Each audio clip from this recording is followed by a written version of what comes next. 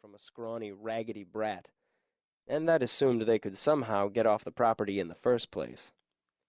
This mine produced a lot of different sparklies: yellow, a pale green that wasn't as good as the dark green ones, dark red, purple ones of all sorts of shades, a paler yellow than the ones Mags had in this seam, a pale blue, and a clear with silver threads running through it.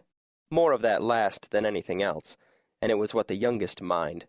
When you had more experience, you moved up to the pale yellow and dark red, then the pale green and the purple, then the dark yellow and the pale blue.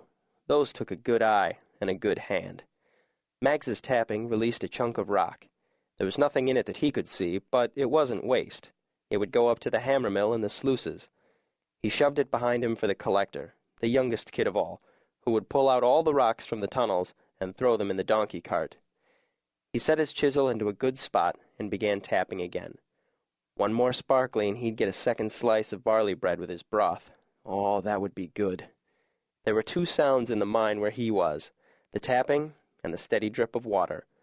Closer to the mouth, you could hear the bellows that drove fresh air down here, and the creaking of the pumps that pulled water out. Not that they'd drown if the pumps failed, but Master Cole had learned that working in water rusted the tools and meant sparklies were lost, so no working in water. The rock fractured suddenly and dropped off the face, and there, catching the light, was another yellow sparkly as big as Mags's thumb. Extra bread for sure.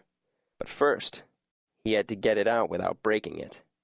He pulled off the rag he kept wrapped around his throat, folded it a few times, and set it on the floor of the tunnel just under the stone.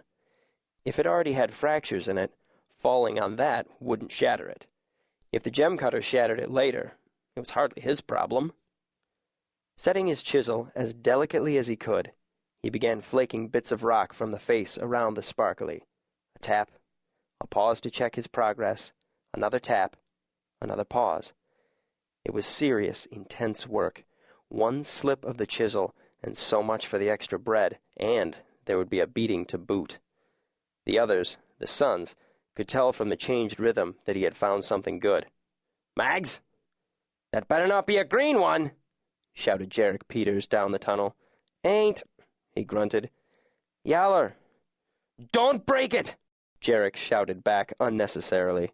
He could just see Jarek yelling from his own seam, round face red with exertion and almost anger, bushy brows furrowing, brown hair, already going thin on top, stringy with sweat, and little, deep-set eyes sparkling greedily at the thought of another sparkly in the pouch, and big mouth gaped wide to yell at Mags not to break it.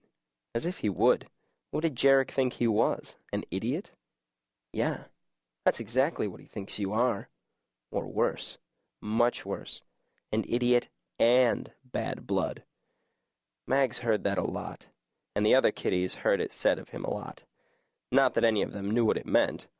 Most of the new kiddies were picked up to come live and work here once a year when Cole went out and about with his wagon, looking for orphans, kiddies abandoned, lost parents, and generally unwanted. He liked to get them around 11 years old, though he'd take them as young as 9 if they were strong and looked like they could do the work.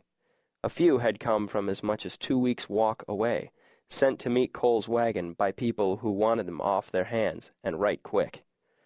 Ah, but Mags was a different case altogether. Mags was local, and he'd been working for Cole for as long as he could remember. And for as long as he could remember, every time a member of the Pieters felt like verbally abusing someone, Mags got the lecture. "You're bad blood, boy.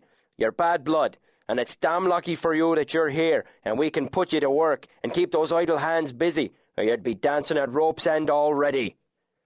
Bad blood, because his parents were bandits, and had been killed in a raid by the Royal Guard. Bad blood, because he'd been found in a cradle in the bandit camp after. Bad blood, so bad that no one had wanted to take him in, and he'd been left at the local temple of the shrine with priests who were probably not at all happy about being saddled with the care of an infant. But then along had come Cole Pieters. "Out of the kindness, the pure kindness of my heart, I took ye. No one else wanted you, not even the godly priests. They all knew what you were. They all figured one day you'd turn on 'em. I'm a bloody saint, I am, for taking a chance with you."